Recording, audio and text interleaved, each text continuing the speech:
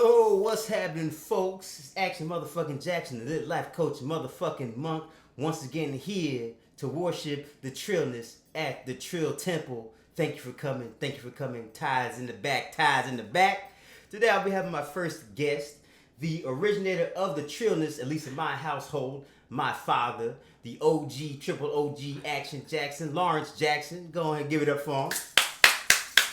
Good morning, good afternoon, and good night. All right. So, I've talked to these people quite a few times about how your confidence and individuality inspired my confidence to the point of even pursuing spirituality as the main thing that I do. You know, outside of a society that is telling you go to work to get paid instead of really showing you how to follow your own path and do what comes naturally, you know. So, in your lifetime, how did you come to embrace your own uniqueness, your own personality, embrace yourself?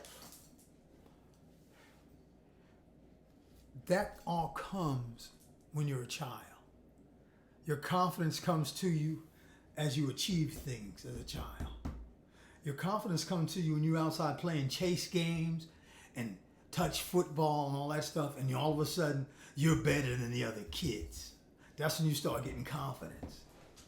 And your confidence comes when all those other kids you used to have been playing with, now they're looking at you like, hey, we want you on our team. We want you. You're getting confidence. Okay?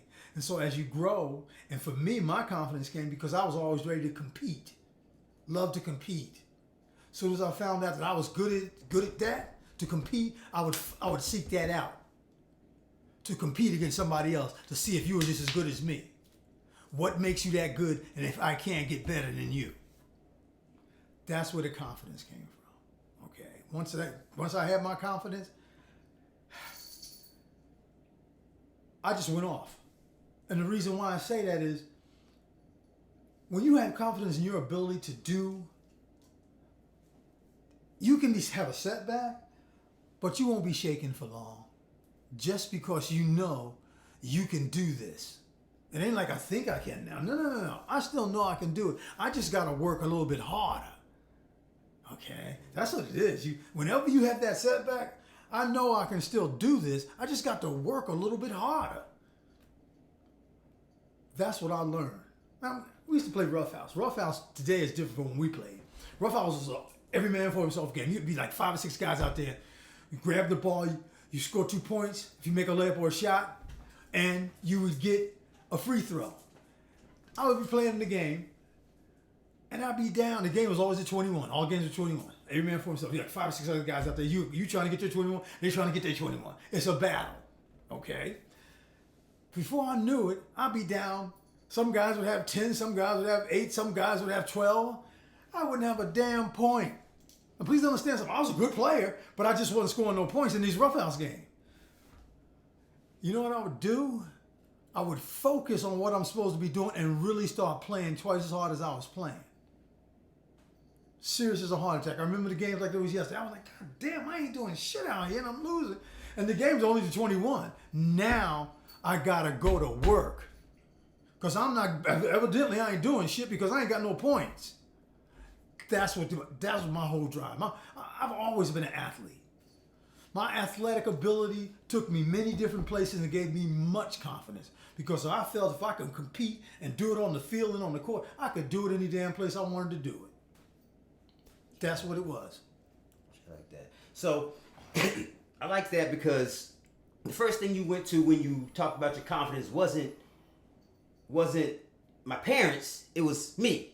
You got out in there and you started doing your thing, and that's how you gain your confidence. Now, it's important for a parent to give their child love and give their self-esteem, but I'll say that, well, it's kind of a situational thing because a person can be raised in a loveless environment, go out like you, and gain confidence through their own, their own achievements, yes. Versus a person who can be loved and be coddled. And come up soft as fluff. Right. So, but at the same time, I pretty much got the love, but then come up coddled and soft as fuck because I got it from you, and seeing you to set the example like that and the strength, not but still a loving environment. Yeah. It showed me, okay, I can do this shit too. I can be as confident as anybody else. And a lot of people have this thing about the greatest healers, which is people that are here to pretty much expand consciousness, to help the globe move forward mentally, I guess you could say, come from traumatic backgrounds and shit. But that's not the truth, because I didn't come from any kind of traumatic background. I actually came from a background of extreme love and confidence. Like God shit for real. I didn't go through hell to become who I am. I went through good shit and became better. Right. You know? So that's important, because people lock the journey into needing to suffer and struggle and sacrifice when you can also have a path that's laid in gold, the fucking yellow brick road. If you are confident in yourself and your abilities, and after that, because right now you're talking about ego confidence. You were confident in your physical. You were confident in what Lawrence Jackson can do. That's it. That was the platform for my spiritual confidence. I was confident in what I could do, and that led me to learn what spirit could do for me, what God could do for me. I don't want to sound like religious, because God has a lot of connotations and shit, but God is in everything. It's spirit, the infinite energy in all things. Once you move from having ego confidence, which is confidence in me, to spiritual confidence, which is confidence in the life force that's flowing through everything in existence, it's an entirely different ball game.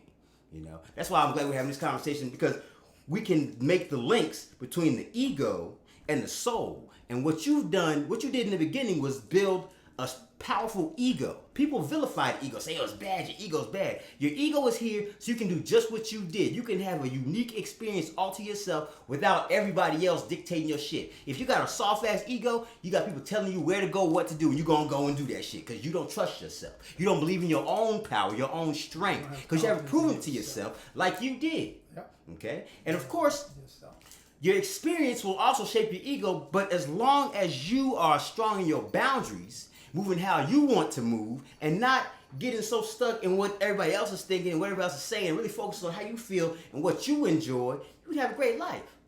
You would have an outstanding life. There's not a bunch of stress about what the fuck everybody else is thinking. They're not telling you what to do. You're not doing shit that you don't want to do, because most of the time people are not concerned about you. They're concerned about how they feel. For example, if your mom tells you to go get a certain kind of job, it's not because she wants you to be happy. She wants you to be safe. This is a good thing. Your mom loves you. But life is not about playing it safe. And if you really think about it, once you get to the spirit confidence, there's no fucking risk. It's always working out for you. You're always winning. You just got to take the steps forward and follow your bliss. You know? So that's major stuff to say about ego confidence. Speaking of ego confidence, me and you, we work out all the time. And I just want to touch on some workout shit as well. I know you. And we just had a situation today. You can go ahead and explain the importance of working out. And of course, before you say this, I don't want to condone any kind of violence.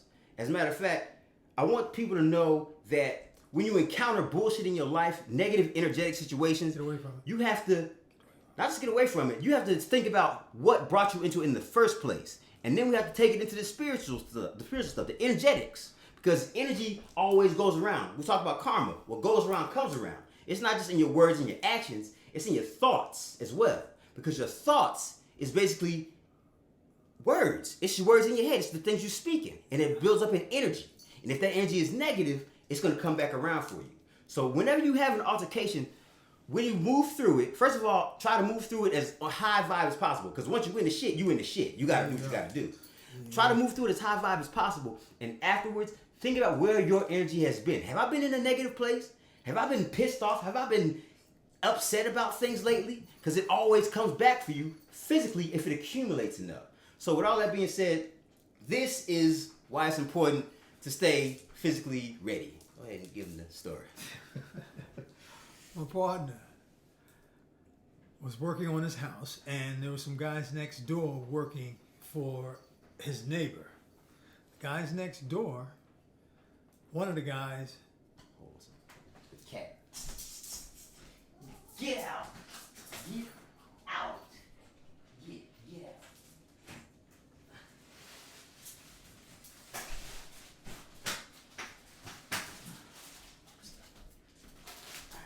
Just start over real quick. Like,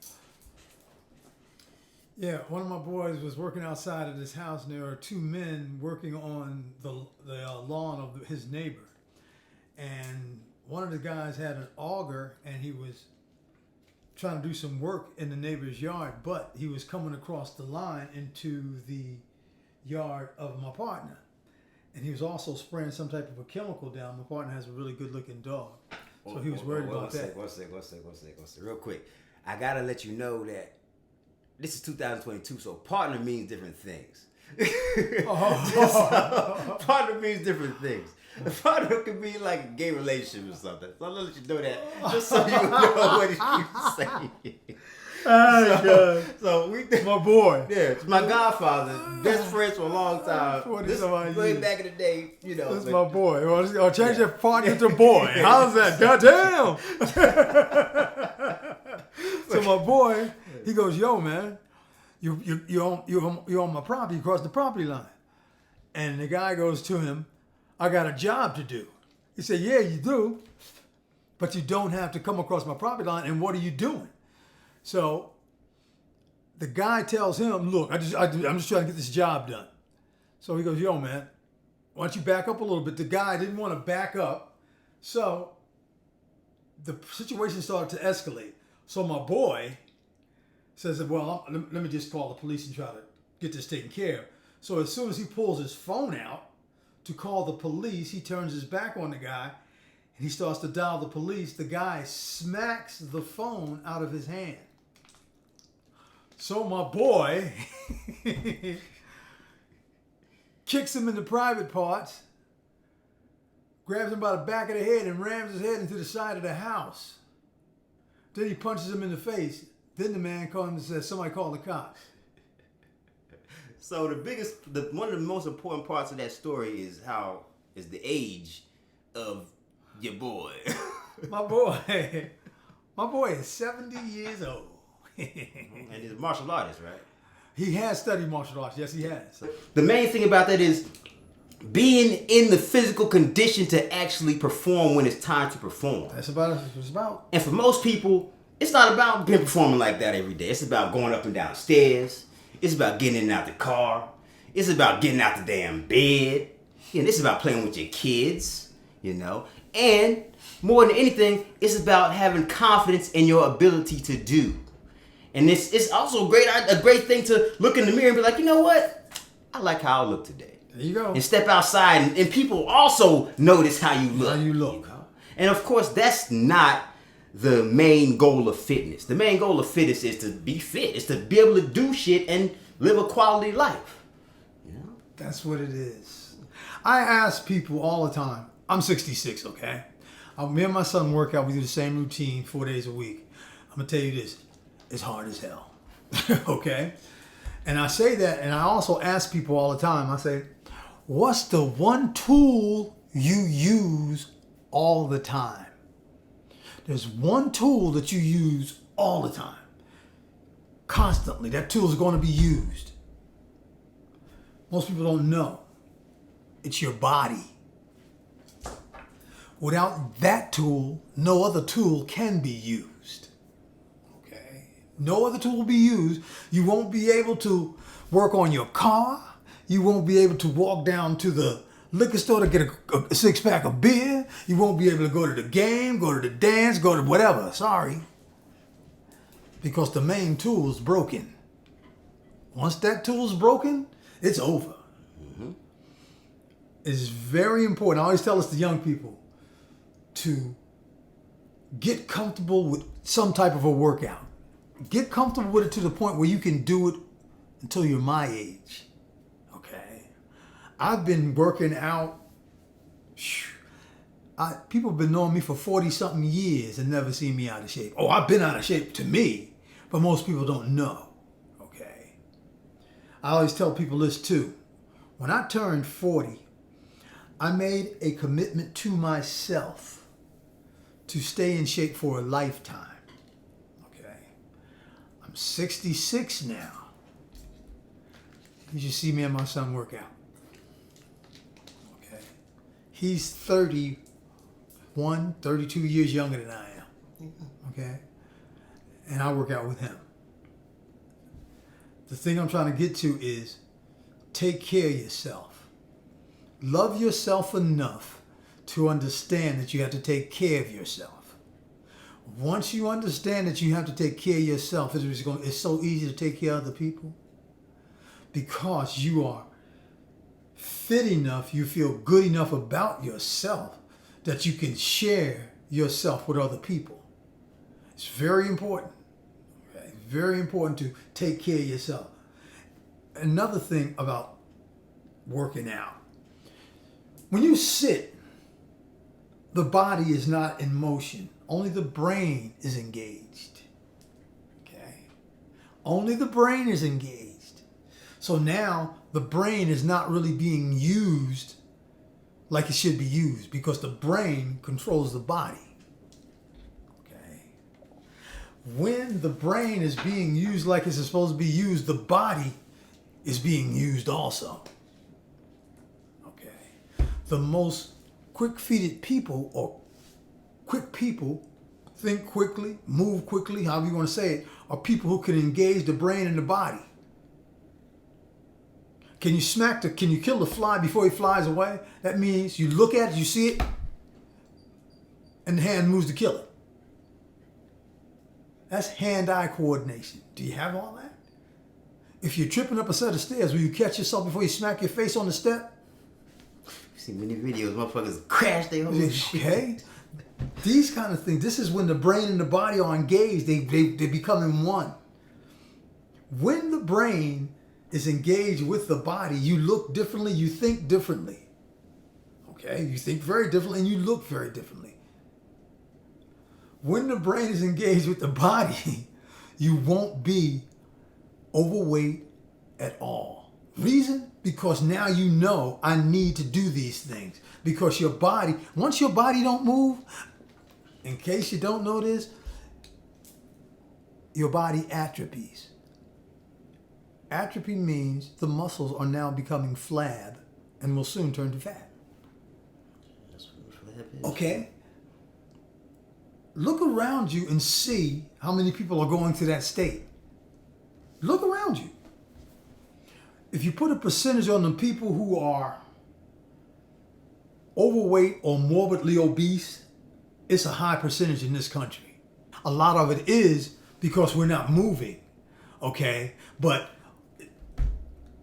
remember how you be reading the box and they have all that kind of bullshit in the food and all that? Yeah, all the ingredients, different ingredients and shit like that. They were talking about all that shit in this article. I was like, I'm looking at it, I'm like, damn, it has this, it has all this shit. And that's where I was going with that. But by the same token, what you're saying is a good point.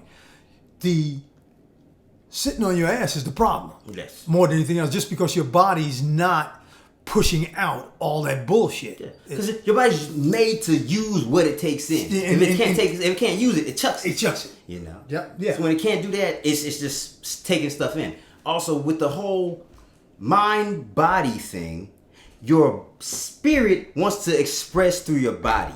If your body don't work, your spirit can't express through it. If you can't get up and dance and have a good time without fucking yourself up, you are doing yourself a disservice. You're doing your spirit a disservice. If you can't get out, take that, bring it back. Your body is the ultimate spiritual tool because you can't even play on this plane of existence without your body being in operation. I don't know who the fuck this is. I'm on my way. So that's the main thing. That's even why it's even more important if you consider yourself to be spiritual in any capacity to take care of your body. Because if this is fucked up, what the fuck are you doing? You inhibiting the flow of life through yourself. Yep. You inhibiting your purpose of expanding people's consciousness. So really, you are not practicing what you preaching. You full of shit. Both literally and figuratively. Yeah, you are. Because you don't just get a big belly. It's not just fat. It's poop in there too. Yeah, it's a lot of it. You know? So the main thing is fucking take care of yourself. How much do you love yourself? How much do you love yourself? Spirit loves you. God loves you. Do you love yourself that much enough to take care of yourself? At least don't stuff your face with fucking sugar all day. Do something. How much do you love yourself? That's really the biggest question. And that's the trillest shit. Loving yourself. Because once you love yourself, you are aligned to what God, to what Spirit is feeling for you. Yeah. And once you're in that space, that's when you can really relax into that confidence, that God confidence, that Godfidence. You know, and move through life the way you intended to move through life. Not scared and just fucking suck the fuck up and in fear, but in full expression, full radiance. And that's what I got from you. Living your fullest. Being your most authentic self. Being your loudest, most expressive self. My favorite fucking story is the one you talked about when you went to talk to Mom at the bar. Yeah. I knew though, man. It was amazing. It was amazing. I was like, oh no. So it's like, come on, man. Go ahead. I knew. When I first met your mother, I knew that was my wife. I knew that was the woman I could marry. I knew. Okay. So when she was with these other people and this guy, even though she said she wasn't on a date, it was two guys and 2 ladies. That's a date. Okay, so and if she wasn't saying one date, he thought it was a date because he thought I'd do a date. He think it was a date. So I went over to the table and just sat down, introduced myself. There you go. That was it. You know, I wanted to. I knew. Yeah, it's I'll touch on just going over there and introducing yourself. Right there, that was pretty much your intuition. Like, you know what? That's the one. That's the guy. I'm gonna go talk to that girl. A lot of people would have seen that shit. Like, I'm not gonna go over there and say nothing. She's with somebody. I'm not gonna do that. But shit, you wanted to do it. That's what you wanted to do, and you went and did it, and it turned out quite well, I'd say. Yeah. See, this is the thing. This is the thing. When you do what you want to do, of course you want to take in consideration not to harm other people. But when you do what you want to do, things work out for you. This is how it was for me in the Navy. I was fucking off all the time. I was always not where I was supposed to be at. But because I was always in trouble, they kept giving me less and less responsibility, but you still get the same pay. So by the time I got out of there, I was working maybe 3 hours. I was on the ship for 3 hours watching fucking movies because I worked with the Marines, and Marines weren't on the ship when we were in port like that. Right. So I was like, I was just chilling because I decided to do what the fuck I wanted to do instead of following other people's orders and rules. Of course, it'll get you in trouble, but the key is, it's not natural to do shit you don't want to do. God, source, spirit is leading you through your bliss, through your joy, through shit you want to do. You wanted to go talk to the woman, you went and talked to the woman. Yep. I didn't want to fuck with that weak ass work. Now, of course, I got in trouble, but then we think about in tarot, the tower moments. Things gotta fall so new shit can get rebuilt. You know, so smack all the bullshit off the table. Here's a new job, and you're doing even less work this time. Hey, of course, there was some stress in between because you're uncertain. You don't know what's going on, but God always got you. God always working for you. You just gotta trust in that. I'm not sure how long we've been going. I like to keep these under 10 minutes, damn, almost 30 minutes. Because, real church is like 2 hours and shit. I ain't trying to hold everybody for so long. So we're going to go ahead and wrap it up. We can always do another episode if we want to. There you go. Y'all, thanks for tuning in. Once again, it's my dad. I'm going to let him say bye in a second. But for right now, I'm going to go ahead and drop this. If you're looking for some more expansion, some more spiritual work, you can go ahead and check out the links in my Instagram bio. Because I'm doing some coaching. Some standalone shit. There's some workshops in there and shit. Go check it out. I don't remember all the shit. But yeah, that's it, man. Dad, you got anything else you're gonna share with the people? Yes. Have confidence in yourself. Be yourself and have confidence in yourself. That's it. That's it, man. Keep it trill. Keep it trill. Don't even. Whew. I think if more people did that, man, it'd be a different world. But, hey, that's the goal. That's what I'm doing. So uncertain, man. That's what this is. This is to teach people trillness. Keep it trill with yourself. All right, y'all. Peace.